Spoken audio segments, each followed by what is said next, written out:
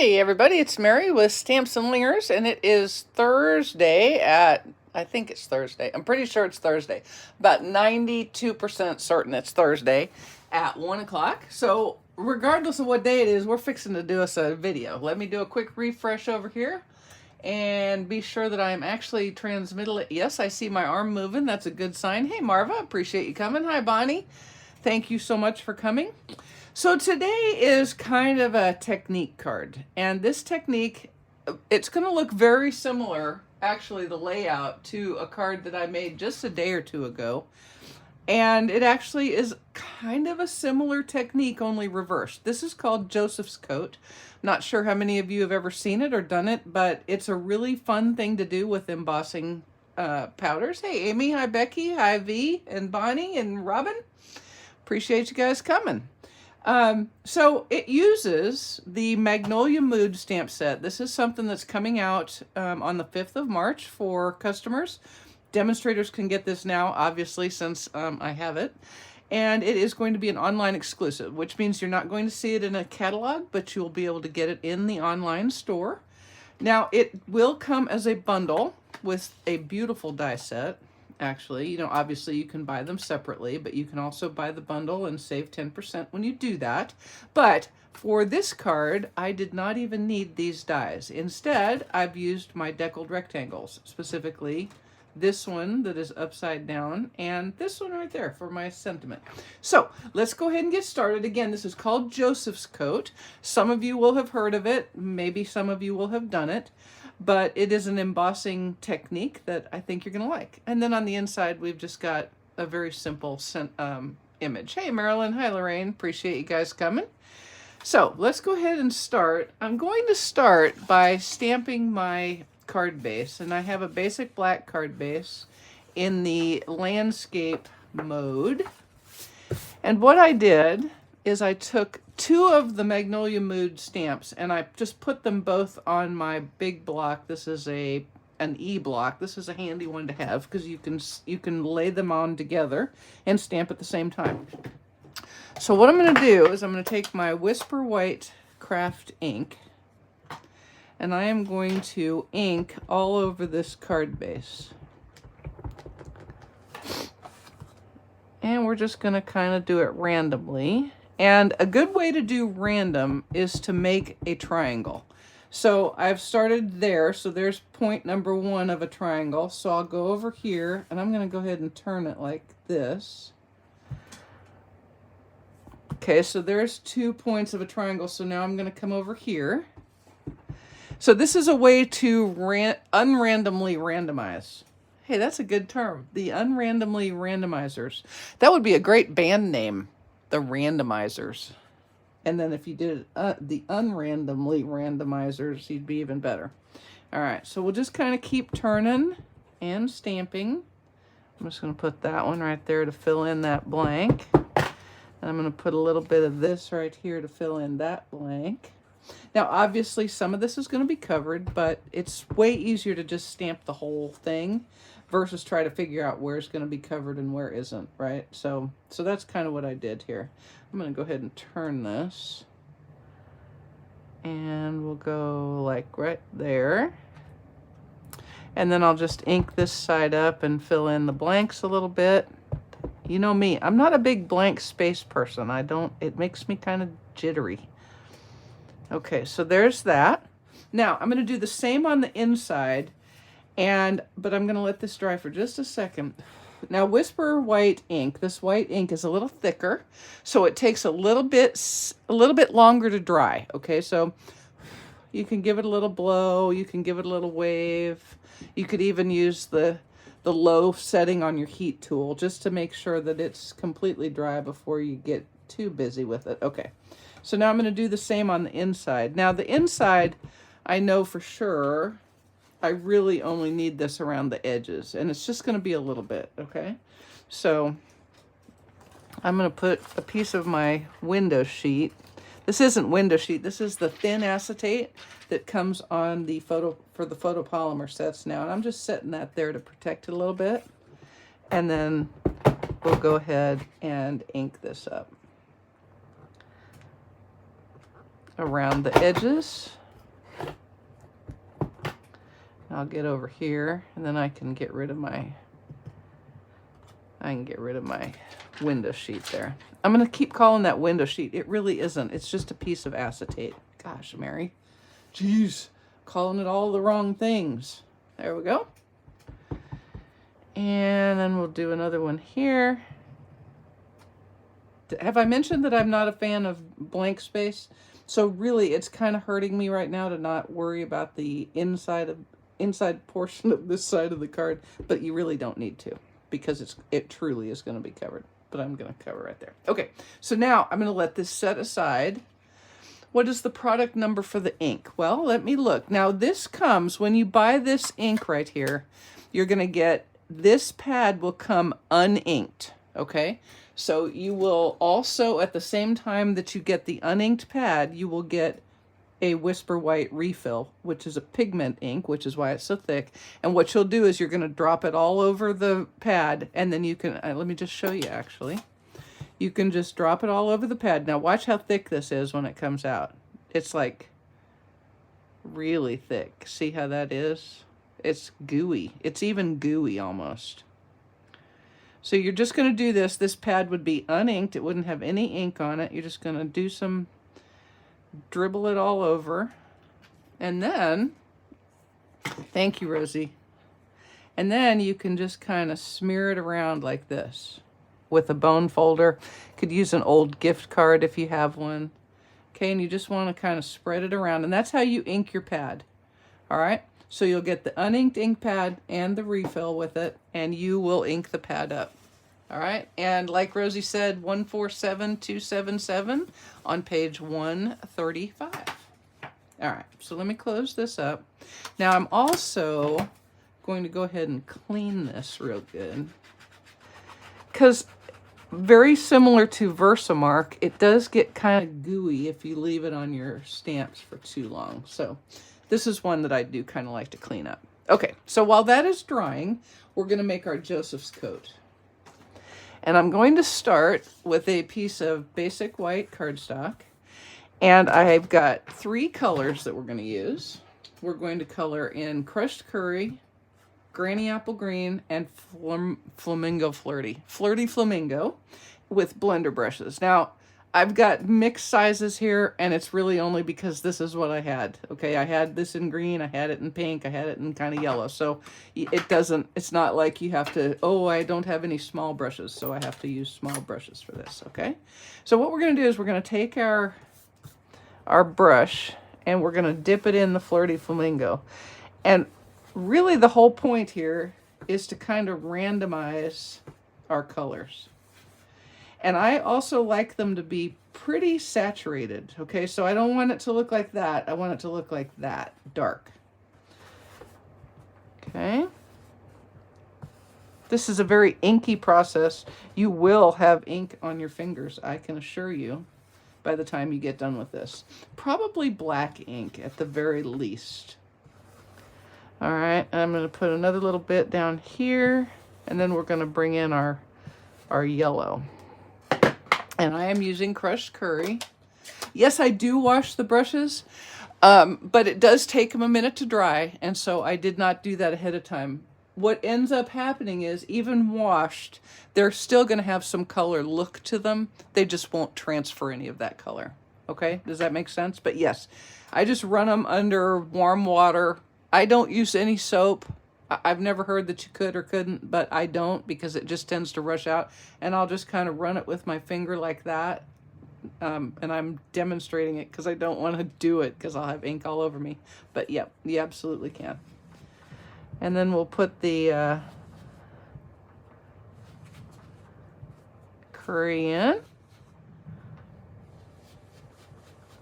Okay. And then I'm going to put, hey, Alicia.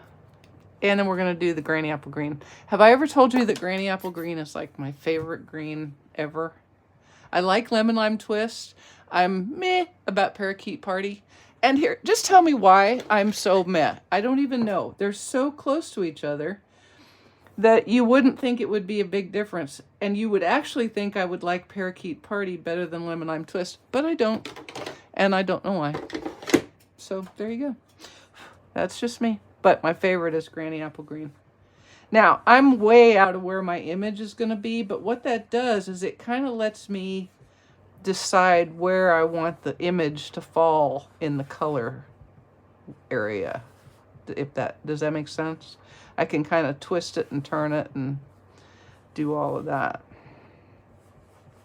Again, you just really kind of want a lot of ink because a lot of Joseph's coat depends on the colors of the ink coming through.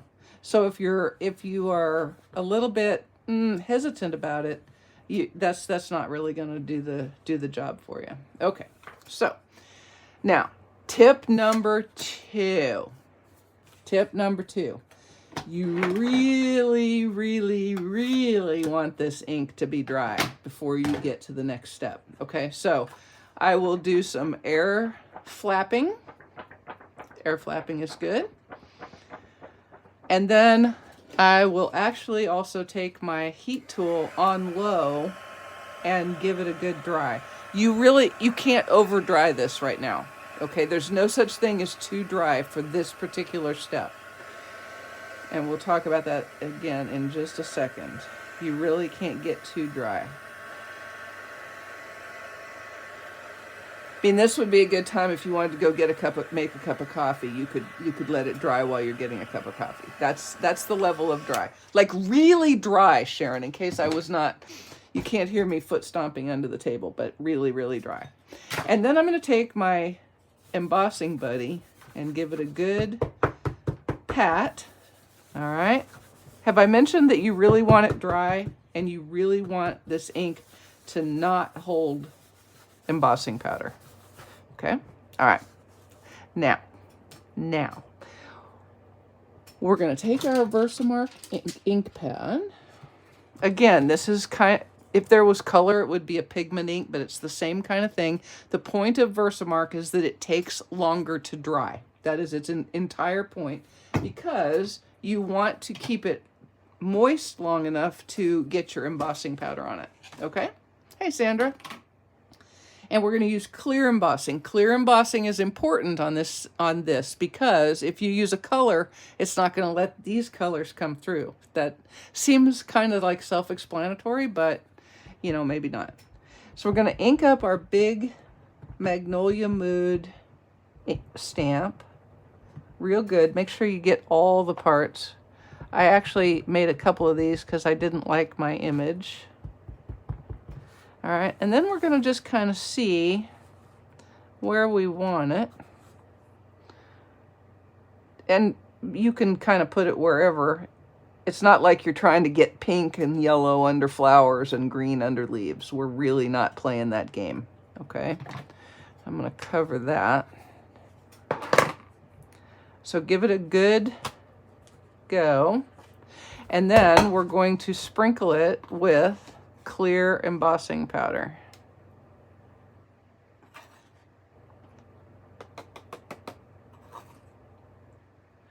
And there's 2 points of this. You want to really be sure you've got your whole image covered. Okay, so you're going to kind of turn it like that so that the shadows and the light work, and you can kind of figure out where everything is and make sure it's all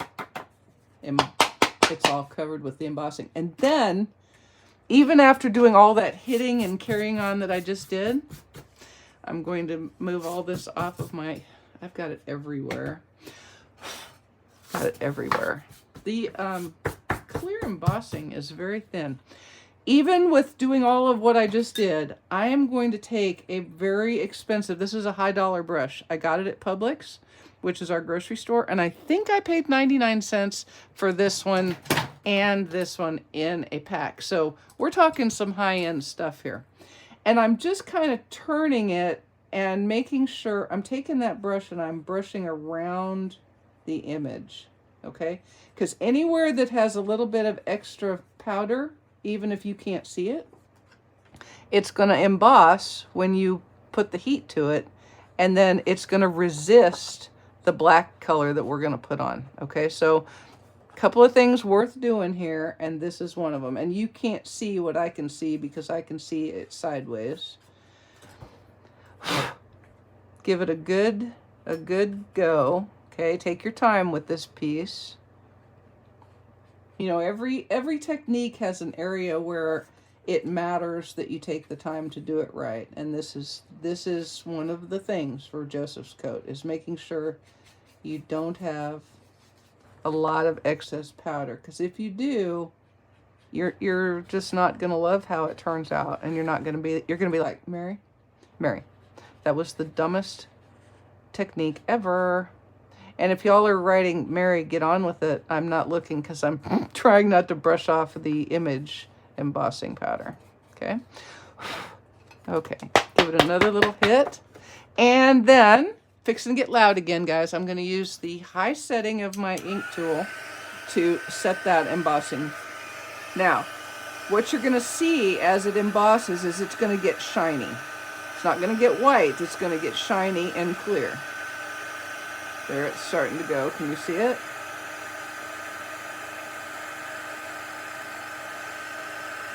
And you don't have to do a lot of this. Just hold it steady and watch the magic happen.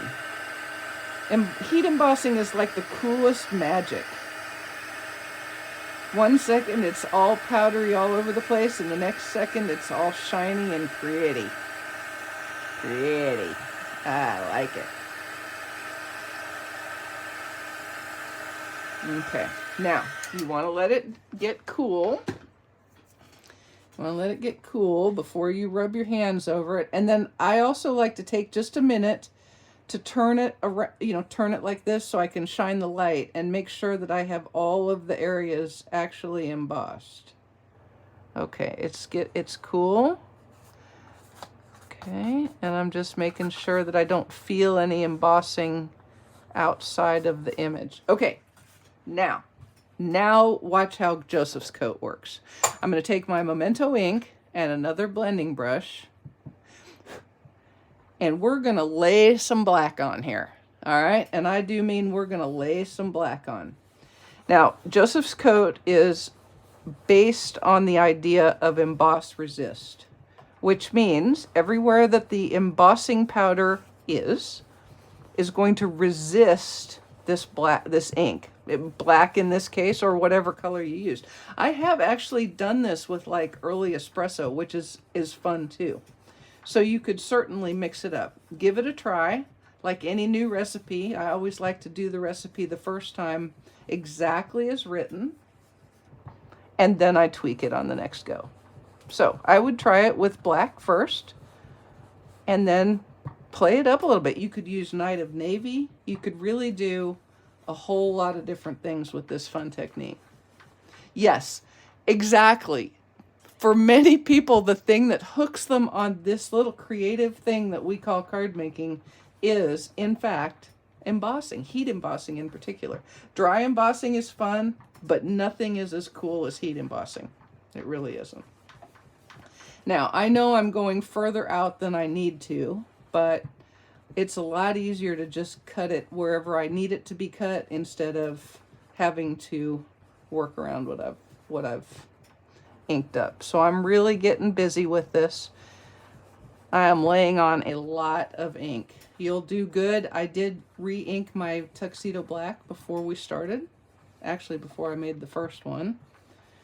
So you want it juicy, folks. You want to put a lot of ink on this cardstock. Because basically you want it to be black with the shining through. You guys remember those toys? Do they still have them where it was like a black screen and you could draw on it and it would come up with rainbow lines? What is it? It wasn't Etch-a-Sketch. Glow Bright? Maybe something like that. That's what this reminds me of, is a Glow Bright. And a lot of the fun of that was just how black it was with the contrast of those bright colors. Okay, so let's start there.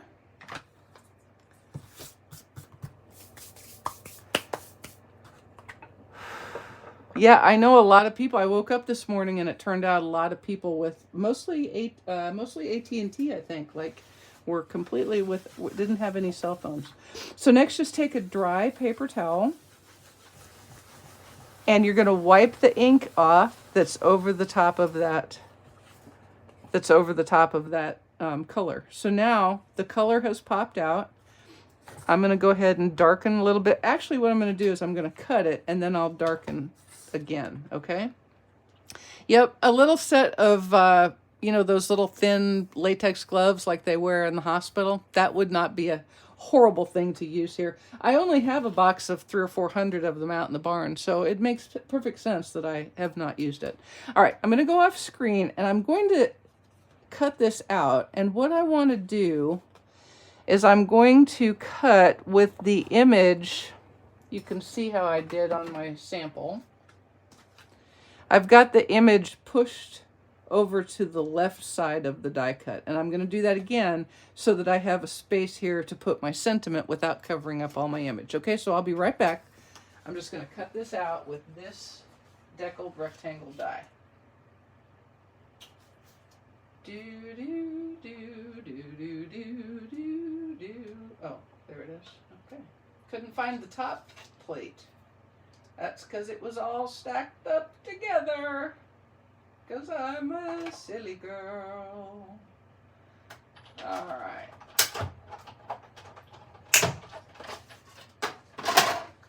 Okie doke. And so, here's how that looks. Let me get this out the way. Wipe it up. And you can see I've still got some light. So I'm going to go ahead and darken that up with my tuxedo black. Scratch art. Yes, I think it's the same kind of thing. Yes. Only, you know, you really can't scratch this now. I mean, I guess you could, but I don't think that would be good. So all I'm doing is I can see some of the background in there, the underlayment, if you will, and I'm just darkening it up.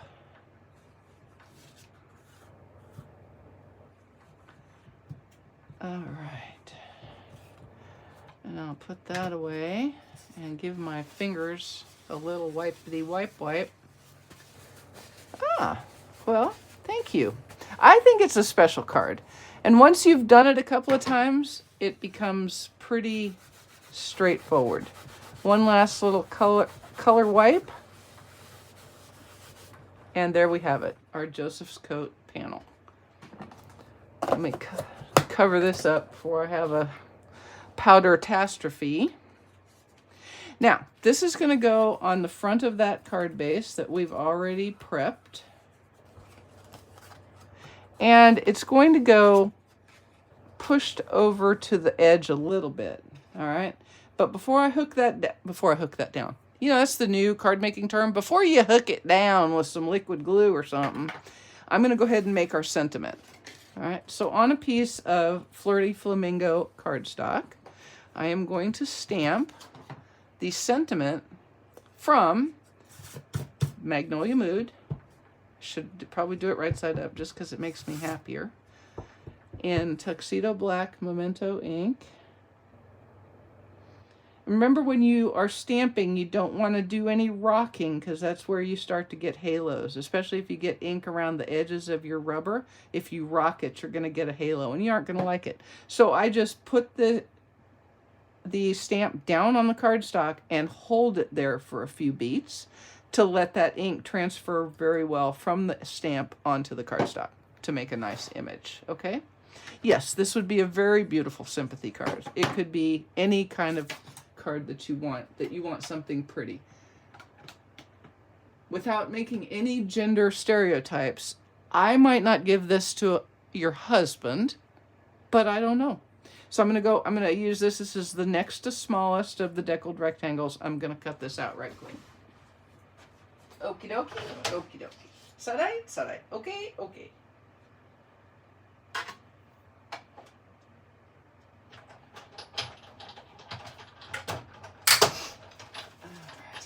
Alright, right then. There we go. Alright, so our layout is going to be crooked Flirty Flamingo deckled rectangle and kind of straightish Moody Magnolia Mood panel. And then this guy is going to go here, and I'm actually going to have a bow right there. Okay, so let's make our bow. This way we'll And I'm going to use 2 lengths of white baker's twine. And I always have to caveat this, because if I don't, then I get 12 people telling me, gosh, you used a lot of baker's twine. Yes, I know. I'm making public bows, and that's just not my thing. So I use more twine than I need, because it's just easier to cut it afterwards. Okay, so this is going to go down here in the corner. So let's go ahead and adhere this up. I've got some liquid glue. Yeah, it had been a long time since I had done this, and I remembered it the other day when I did it, where I put the ink down and then I did, I think, white embossing over the top. So it was not Joseph's coat, but it made me think of it, and so I thought, what? It's time to do that again. All right, so we're just going to adhere that on at an angle, and then we're going to put this guy on with black Stampin' Dimensionals. Why black? Well, because the other stuff is black. Hello. I better close that before I have a...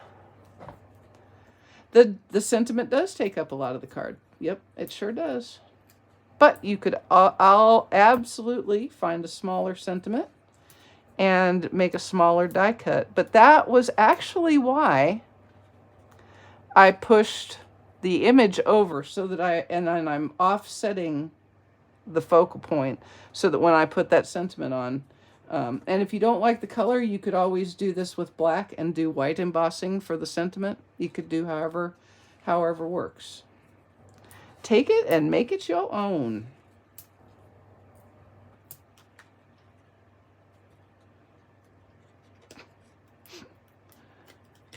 All right, so we'll take these little guys off. Thanks, Amy. I like the pink and the green and the yellow together. And yeah, they do not correspond with flowers or leaves, but I still think it's just pretty. Okay, so now let's put it right side up. And I liked how the little pop of the flirty flamingo behind there looked. And I really liked how nicely the white imaging stayed. You can really see that quite well, and I like that a lot. Okay, so now I am going to take some dimensionals. I'm going to put my bow on first. And I'm putting my bow, I'm actually adhering it to the card front itself, not to those raised panels. And I'm going to use a little bit of liquid glue. You could use a glue dot if you wanted.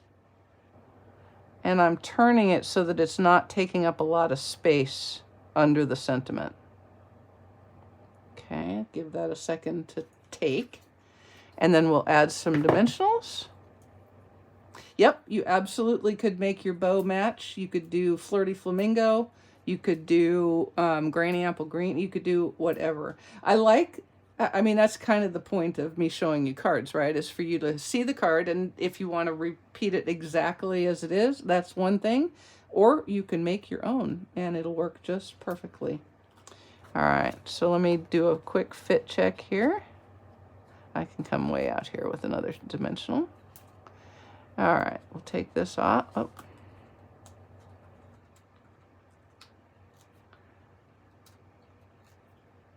Do-do-do.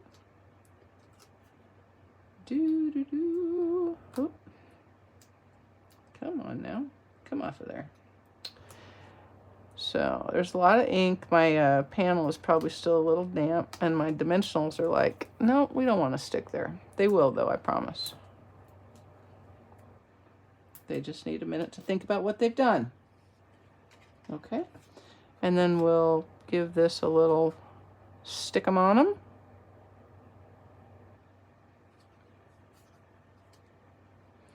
And you can kind of take your tweezers and play with your bow. There we go. And we'll leave that just like that and let it go. But what I'm going to do is I'm going to slide a double stack of dimensionals under that corner, okay? Because it doesn't have a lot of support under it, or, you know, any other than the bow. And I'm just going to slide my double stack right underneath that corner to give it another little hold.